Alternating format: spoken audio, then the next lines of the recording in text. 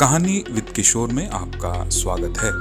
यदि चैनल पर नए हैं और सब्सक्राइब नहीं किया है तो चैनल को जरूर सब्सक्राइब करें, बेल आइकन को दबाएं। आज आप सुनने जा रहे हैं सत्यजीत रे जी की रचना चमगादड़। मुख्य पात्र हैं लेखक मधुसूदन, काका जी एवं जगदीश। सूत्रधार, कहानी पाठ एवं सभी चरित्र में किशोर। लीजिए प्रस्तुत है चमगादड़। चमगादड़ जो चीज है मुझे बिल्कुल पसंद नहीं। मेरे भवानीपुर के फ्लैट में कभी कभी शाम के समय खिड़की से चमगादड़ के बच्चे चुपचाप अंदर आ जाते थे। तब मजबूरी में मुझे अपना काम बंद करना पड़ता था। खासकर गर्मियों के मौसम में जब पंखा चलता था, उस समय अगर चमगादड़ अंदर आ जाए और सिर के ऊपर गोल गोल घूमने लगे, लगता था अभी फैन के ब्लेड से टकराकर नीचे गिरकर तड़पते रहेंगे। तब मुझे समझ में नहीं आता था मैं क्या करूं और मुझे घर से निकल जाना पड़ता था। मैं अपने नौकर विनोद को बोलता था, उसे जैसे भी हो भगाने की व्यवस्था करो। एक बार तो विनोद ने मेरे बैडमिंटन रैकेट से एक चमगादड़ के बच्चे को लगभग मार ही डाला था। सच कहूं तो सिर्फ असहज ही नहीं होता, आतंकित भी हो जाता हूं। चमगादड़ का रूप ही मुझे बर्दाश्त नहीं होता। ना उसे पक्षी कहूं ना जानवर। उस पर वो सिर को नीचे करके पैर के पंजों से पेड़ की डंगाल को पकड़कर लटके रहना, सब कुछ मिला के लगता है चमगादड़ जीव का अस्तित्व ना होना ही अच्छा था।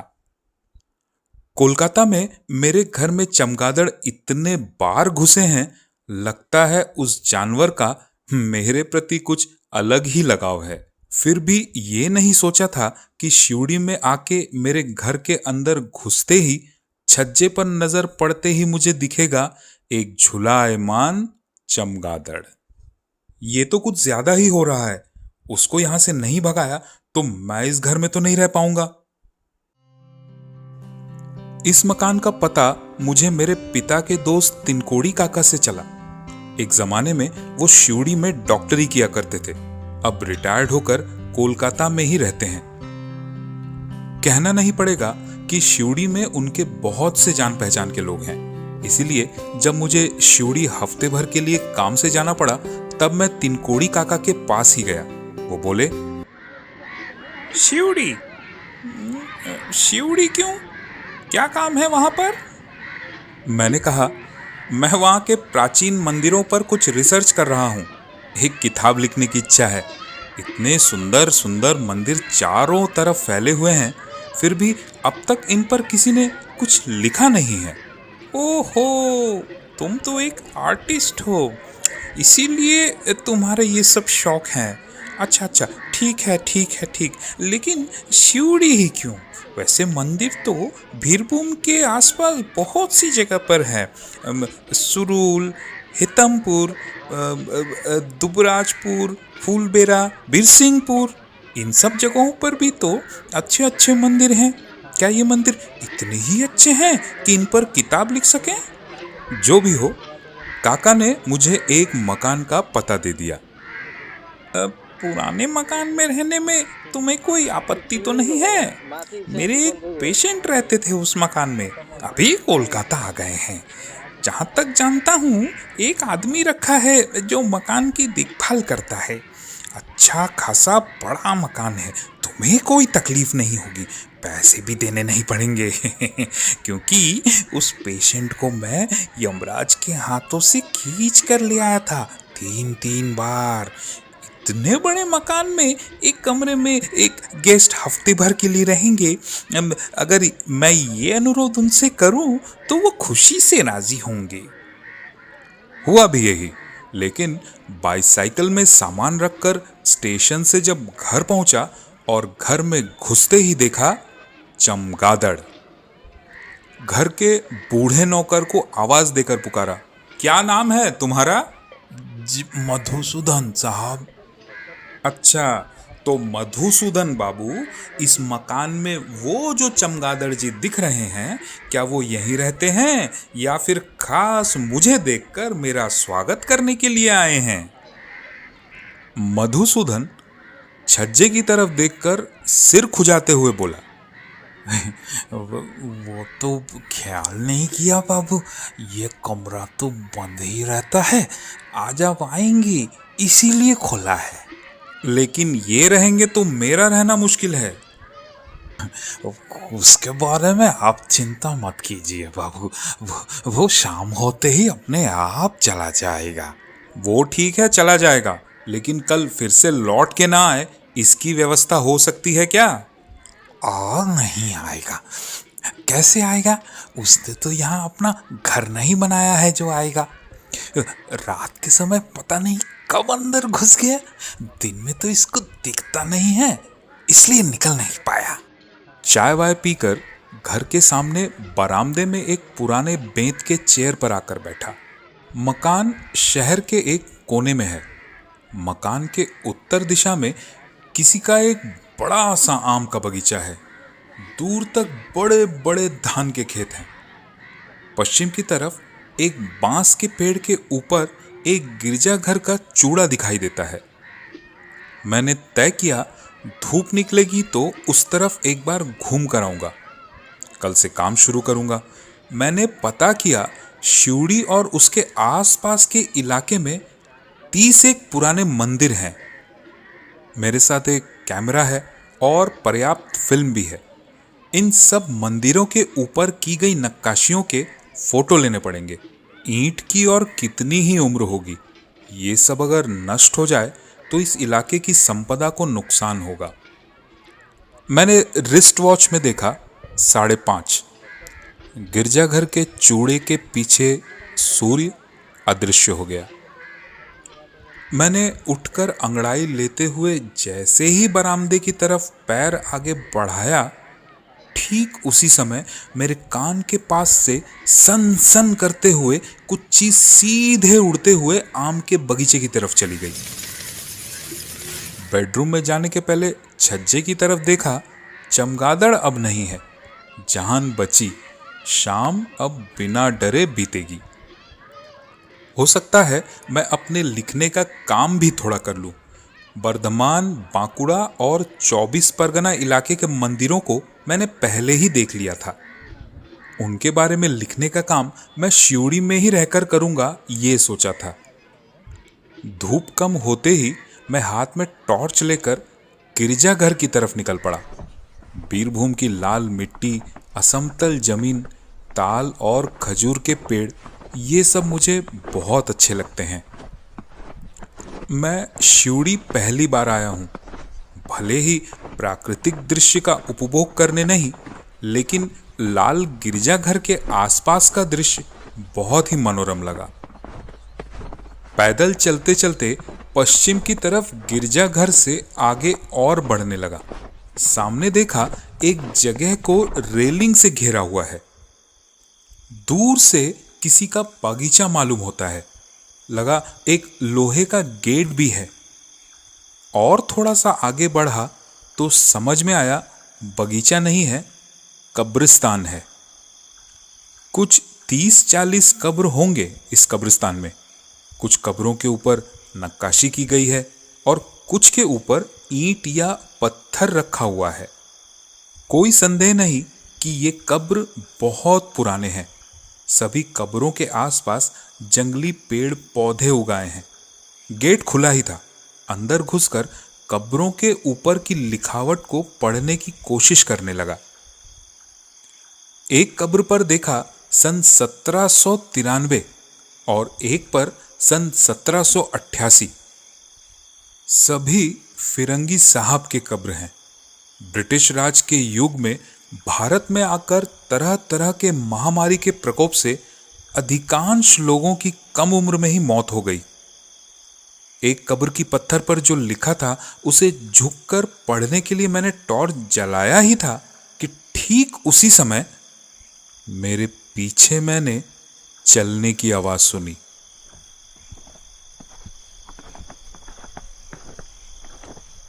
पलट के देखा तो एक अधेड़ उम्र का नाटा सा आदमी 10-1 हाथ की दूरी पर खड़े होकर हंसते हुए मेरे ही तरफ देख रहा था।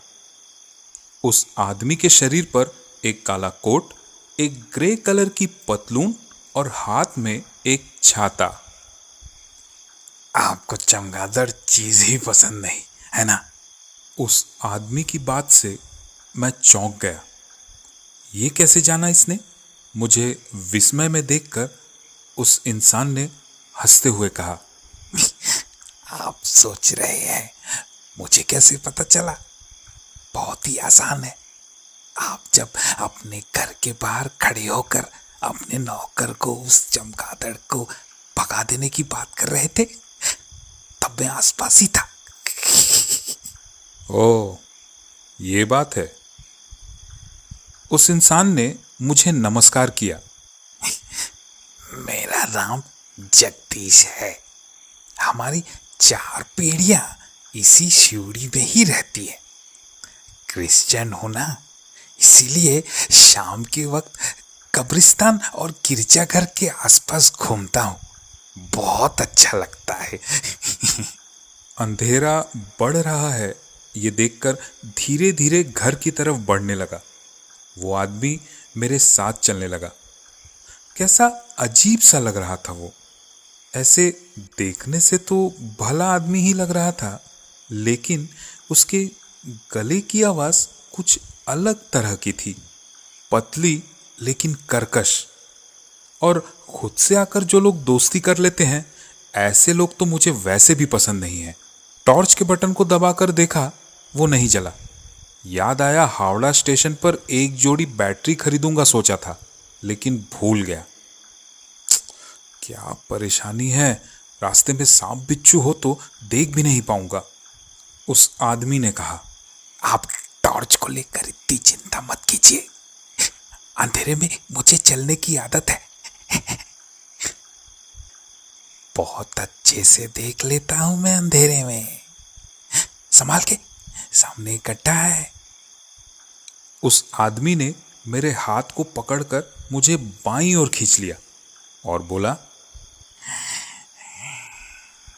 वैम्पायर किसे कहते हैं जानते हैं? संक्षेप में कहा, जानता हूं। वैम्पायर कौन नहीं जानता। खून चूसने वाले चमगादड़ को कहते हैं वैम्पायर बैट। घोड़ा, गाय, बकरी ऐसे जानवर के गले से खून चूसकर अपना पेट भरते हैं। हमारे देश में ये बैट है कि नहीं पता नहीं। हाँ, विदेशी किताबों में वैम्पायर बैट की बातें पढ़ी हैं।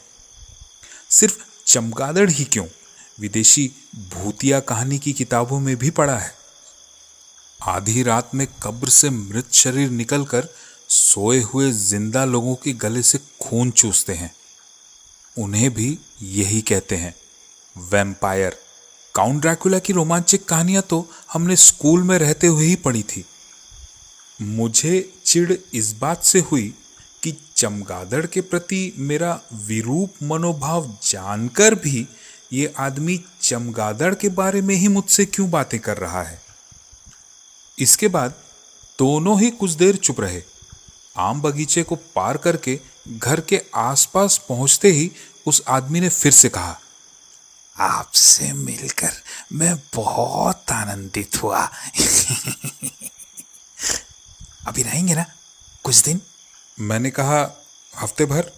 बहुत अच्छे, बहुत अच्छे। तब तो फिर से मुलाकात होगी।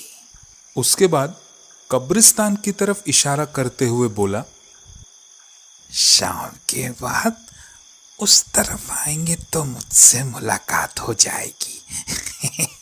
मेरे बाप, दादा, परदादा सबकी कब्र वहीं पर है। कल आइएगा, दिखा दूंगा। हैं? मन में कहा, तुमसे जितना कम मुलाकात हो उतना ही अच्छा। जैसे चमगादड़ पसंद नहीं, वैसे ही चमगादड़ के बारे में चर्चा भी बर्दाश्त नहीं। और भी विषय है बात करने के लिए। घर के बरामदे से सीढ़ी चढ़ते हुए देखा, वो आदमी आम के बगीचे में अंधेरे में कहीं गायब हो गया। बगीचे के पीछे धान के खेतों की तरफ से सियार का कोरस शुरू हो गया। सितंबर का महीना है, फिर भी उमस हो रही है। सोचा चमगादड़ के डर से ये जो खिड़कियां दरवाजे बंद करके रखे हैं, इसे खोल देने से थोड़ा आराम मिलेगा। लेकिन दरवाजा खोलने की हिम्मत नहीं हुई। चमगादड़ के डर से नहीं, चोर से निपटने के लिए भी नौकर है। देखा गया है ऐसे इलाकों में अगर दरवाजा रात में खुला रहे तो आवारा कुत्ते घर में घुसकर चप्पल और जूते उठाकर ले जाते हैं। ऐसा मेरे साथ पहले बहुत बार हुआ है। इसीलिए काफी सोच विचार करके दरवाजा बिना खोले पश्चिम दिशा की तरफ वाली खिड़की को मैंने खोल दिया। देखा तो अच्छी ठंडी हवा आ रही थी। थका होने के कारण नींद आने में ज्यादा समय नहीं लगा। गहरी नींद में सपना देखा। खिड़की के रॉड में मुंह लगाकर शाम को वही आदमी जो मिला था मेरे तरफ देखकर हंस रहा था।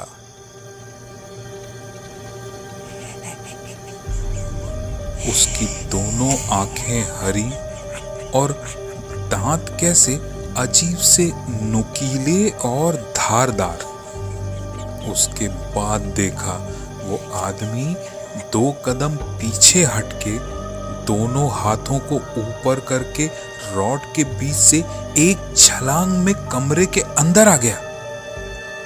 उस आदमी के कदमों की आवाज से ही मेरी नींद खुल गई। आंखें मलते हुए देखा भोर हो गई थी। क्या डरावना सपना देखा, बाप रे। बिस्तर से उठकर मधुसूदन को आवाज देकर एक कप चाय लाने के लिए कहा। मधुसूदन, चाय पिला दो। सुबह सुबह नाश्ता करके काम में ना निकले तो तकलीफ होगी। मधुसूदन को बेंत के टेबल में चाय रखकर जाते हुए मैंने ध्यान दिया, वो कुछ कमजोर सा दिख रहा था। मैंने पूछा, क्या हुआ मधुसूदन, तबीयत ठीक नहीं है क्या, या रात को सोए नहीं? मधु ने कहा, मुझे कुछ नहीं हुआ बाबू, मेरे बछड़े को हुआ। क्या हुआ बछड़े को? कल रात को सांप ने काटा और वो मर गया। क्या कह रहे हो, मर गया? मरेगा नहीं, अभी तो 7 दिन का ही था बेचारा। गले के पास ही डसा था सांप ने। दिल बैठ गया। गले के पास, गले के पास डसा है? कल ही तो। अचानक याद आ गया, वैम्पायर बैट। जीव जंतु के गले से खून चूस लेता है वैम्पायर बैट। उसके अगले ही पल मन में आया, सांप के डसने के कारण बछड़ा मर गया, इसमें आश्चर्य क्या है? और यदि बछड़ा रात में लेटा हुआ रहे तो गले के पास सांप का डसना कोई अस्वाभाविक बात तो नहीं है। मैं धीरे धीरे 2 अलग चीजों में संपर्क स्थापित करने की कोशिश कर रहा था। मधुसूदन को सांत्वना के 2 शब्द कहने के बाद अपने कमरे में जाकर काम शुरू करने का सोच ही रहा था कि बिना विचार किए नजरें सीधी चली गई छज्जे की तरफ। कल का वही चमगादड़ पता नहीं कब फिर से उसी जगह पर आश्रय लिया हुआ था। खिड़की खुला रखने के कारण ही ये हुआ है। गलती मेरी ही है। मन ही मन तय किया, आज की रात कितना ही उमस हो, दरवाजे और खिड़कियां सब कुछ बंद करके रखूंगा। सारा दिन मंदिरों को देखते हुए बीत गया। 18वीं और 19वीं शताब्दी की इन मंदिरों की दीवारों पर जो काम किए गए हैं वो देखने लायक हैं। हेतमपुर से जब बस में बैठकर शिवड़ी आकर पहुंचा तब 4:30 बज चुके थे। घर लौटने का रास्ता कब्रिस्तान के पास से होकर ही गुजरता था। पूरे दिन काम की व्यस्तता में कल के उस आदमी के बारे में भूल ही गया था। ठीक उसी समय सहजन के पेड़ के नीचे उस आदमी को देखकर अचानक चौंक गया। उसके बाद सोचा उस आदमी को अनदेखा करके आगे चले जाने से ही अच्छा होगा, लेकिन वो नहीं हो पाया।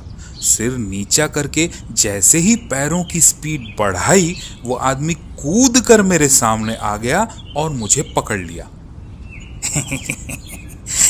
रात को नींद अच्छी आई थी हैं? मैं संक्षेप में हाँ बोलकर आगे बढ़ने लगा तो देखा वो आदमी आज भी मेरा साथ नहीं छोड़ेगा। मेरे साथ तेज तेज चलते हुए बोला, मेरे साथ क्या दिक्कत है पता है? मैं रात को बिल्कुल सो नहीं पाता हूँ। दिन के समय अच्छे से नींद पूरी कर लेता हूँ और रात से लेकर सुबह तक इधर उधर घूमता रहता हूँ।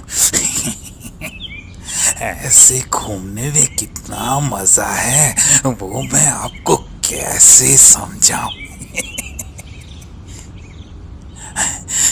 इस कब्रिस्तान के अंदर और आसपास कितने देखने और सुनने की चीजें हैं, आप क्या जानते हैं? ये सब लोग जो मिट्टी के नीचे लकड़ी की बक्से के अंदर साल दर साल कैदियों की तरह बिता रहे हैं, इनकी अतृप्त इच्छाओं के बारे में क्या आप जानते हैं? ये सब लोग क्या ऐसे ही कैद रहना चाहते हैं? कोई नहीं चाहता। सभी मन में सोचते हैं एक बार किसी तरह बाहर निकल पाओ। दिक्कत क्या है जानते हैं? यहाँ से निकलने का रहस्य किसी को पता नहीं है।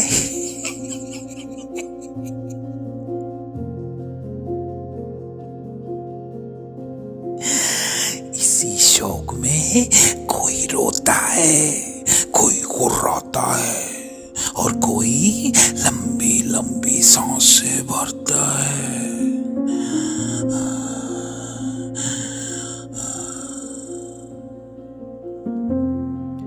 आधी रात में जब चारों तरफ सन्नाटा फैल जाता है, सियार सो जाता है, झिंगूर आवाज करते करते थक जाता है, तब जिनकी सुनने की शक्ति बहुत तेज है, जैसे कि मैं, ये जो मिट्टी के नीचे दफन है, उनकी सांसों की आवाज सुन पाते हैं।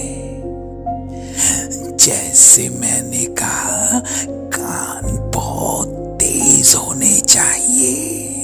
मेरे कान और आंखें दोनों ही बहुत तेज है, ठीक चमगादड़ के जैसे।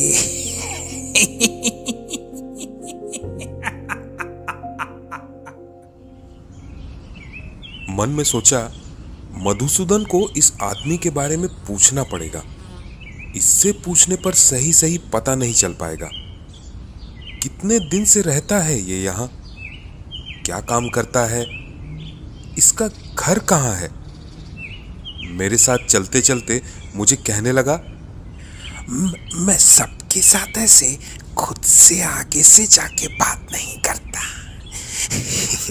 आपसे किया। आशा है जितने दिन भी यहाँ है, आप मुझे खुद से दूर नहीं रखेंगे। मैं अब अपने गुस्से को संभाल नहीं पाया। चलते चलते रुका और उस आदमी की तरफ मुड़कर बोला, देखिए भाई साहब, मैं सिर्फ 7 दिन के लिए यहाँ आया हूँ। बहुत काम बाकी है मेरे। मुझे नहीं लगता आपको समय देने का मौका मिलेगा। वो आदमी पहले तो मेरी बात सुनकर थोड़ा अकबका गया, फिर बहुत ही मीठे शब्दों में और दृढ़ता के साथ मुस्कुराते हुए बोला, आप मुझे समय ना दे पाए तब भी मैं तो आपका साथ दे ही सकता हूँ। और आप जिस वक्त काम करते हैं, मतलब दिन के समय, मैं उस वक्त की बात नहीं कर रहा था। अब और बेकार का समय खराब करने का कोई मतलब नहीं है। मैंने संक्षेप में नमस्कार किया और अपने घर की तरफ आगे बढ़ गया। रात को खाते वक्त मधुसूदन को उस आदमी के बारे में पूछा।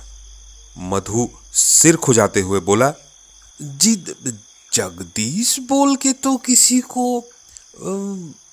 उसके बाद थोड़ी देर सोचकर बोला, ओहो हाँ हाँ, रुकिए रुकिए, ओ नाटा सा इंसान, कोट पैंट पहनता है, सांवले रंग का है। हाँ हाँ। ओह साहब, वो तो पागल है, अस्पताल में था कुछ दिन पहले तक। अभी सुन रहा हूं कि थोड़ी तबीयत ठीक हुई है। उसको कैसे पहचाने साहब? उसका बाप नीलमणि चर्च में पादरी थे, बहुत अच्छे इंसान थे। उनके बारे में भी सुना था कि पागलपन के कारण ही उनकी मौत हुई थी। मैंने बात और आगे नहीं बढ़ाई। सिर्फ चमगादड़ की बात सुबह नहीं हुई थी इसलिए कहा, गलती मेरी ही है, मैंने ही खिड़की खुली छोड़ दी थी। खिड़की में बीच वाला रॉड नहीं है, इस बात पर ध्यान नहीं दिया था। मधु ने कहा, एक काम करूंगा साहब, कल मैं उस खाली रॉड वाली जगह को बंद कर दूंगा। आज की रात खिड़कियां बंद ही रहने दीजिए। दिन भर मंदिरों को लेकर जो कुछ भी रिसर्च किया, एक नोटबुक में सब कुछ विस्तार से लिख लिया। कैमरे में फिल्म नहीं बची थी। अगले दिन के लिए बक्सा खोलकर कैमरे में नई फिल्म लगा ली। खिड़की के पास जाकर देखा, बाहर कल जो बादल छाए हुए थे आज साफ होकर चांद की रोशनी फैली हुई थी। लिखने का काम खत्म करके बाहर बरामदे में आकर बेंत के चेयर पर कुछ देर बैठा रहा।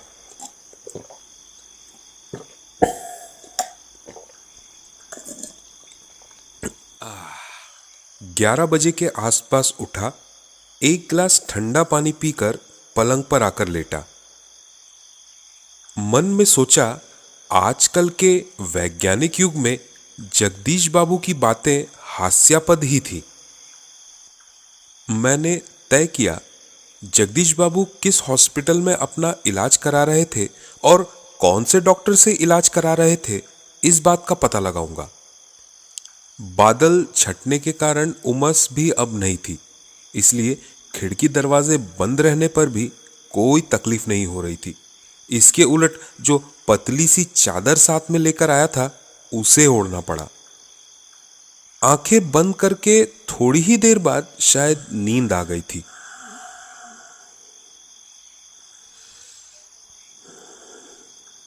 कितने बजे नींद टूटी पता नहीं चला, और क्यों टूटी ये भी समझ नहीं पा रहा था।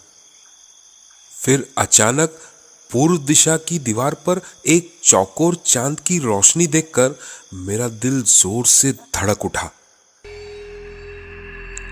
खिड़की पता नहीं कब खुल गई थी और इस खिड़की से चांद की रोशनी आकर दीवार पर गिर रही थी। उसके बाद देखा, चौकोर रोशनी पर किसी चीज की छाया गोल गोल घूम रही थी। उसके बाद सांस रोककर ऊपर की तरफ देखा, वही चमगादड़ मेरे पलंग के ठीक ऊपर पूरी रफ्तार से गोल गोल घूम रहा था और घूमते घूमते धीरे धीरे मेरी तरफ आ रहा था। मैंने कोशिश करके जितनी भी हिम्मत जुटा सका जुटाया। इस हालत में कमजोर होने से बड़ी विपदा आ सकती है। चमगादड़ की तरफ नजरें जमाए हुए मैंने दाहिने हाथ को टेबल तक बढ़ाया और उस पर रखी हुई मोटी किताब को उठा लिया। 3-4 चक्कर के बाद जैसे ही वो चमगादड़ मेरे गले की तरफ हमला करने के लिए आगे बढ़ा, मैंने भी उसी वक्त किताब का एक प्रचंड वार चमगादड़ पर कर दिया। चमगादड़ छिटक कर खिड़की की टूटी रॉड से टकराकर कमरे से बाहर होते हुए सीधे जमीन पर गिर पड़ा। उसके बाद ही कुछ आवाज आई और ऐसा लगा जैसे घास के ऊपर से कोई दौड़ के भाग गया। खिड़की के पास जाकर सिर बाहर निकालकर इधर उधर देखा तो कोई भी नहीं था और चमगादड़ का भी नामो निशान नहीं था। बाकी रात और सो नहीं पाया। सुबह धूप निकलते ही रात का डर बहुत सा कम हो गया। ये चमगादड़ ही वैम्पायर है, इसका अभी भी कोई सटीक प्रमाण नहीं था। मेरे तरफ हमला करके मेरा खून चूसने के लिए आ रहा था, इस बात का भी सच में कोई प्रमाण नहीं था। वो अजीब सा आदमी वैम्पायर की चर्चा अगर नहीं करता तो क्या ये बात मेरे दिमाग में आती? बाकी चमगादड़ों की तरह जैसे वो घर में घुस जाते हैं, इस चमगादड़ के बारे में भी यही लगता। जो भी हो, हेतमपुर का काम अभी भी बाकी है। नाश्ता करके 6:30 बजे निकल गया। कब्रिस्तान के पास पहुंचते ही एक आश्चर्यजनक चीज देखा। यहाँ के स्थानीय लोग जगदीश बाबू को पकड़कर लेकर आ रहे थे। देख के लगा जगदीश बाबू बेहोश हैं और उसके मस्तक पर खून के निशान थे। क्या हुआ है पूछने पर सामने से एक ने हंसते हुए कहा, लगता है पेड़ से गिरकर सिर फट गया और बेहोश हो गया है। मैंने कहा, क्या कह रहे हैं आप? पेड़ से क्यों गिरेंगे? अरे भाई साहब, ये आदमी पूरी तरह पागल है। बीच में थोड़ा ठीक हुआ था, पहले शाम को इस पेड़ में या उस पेड़ में सिर नीचे करके उल्टा लटका हुआ रहता था, ठीक चमगादड़ की तरह। आप सुन रहे थे सत्यजीत रे जी की रचना चमगादड़। कहानी आपको कैसी लगी हमें कमेंट सेक्शन में जरूर बताएं। चैनल को सब्सक्राइब करें, शेयर करें, लाइक करें। मिलते हैं अगली कहानी में, तब तक के लिए नमस्कार।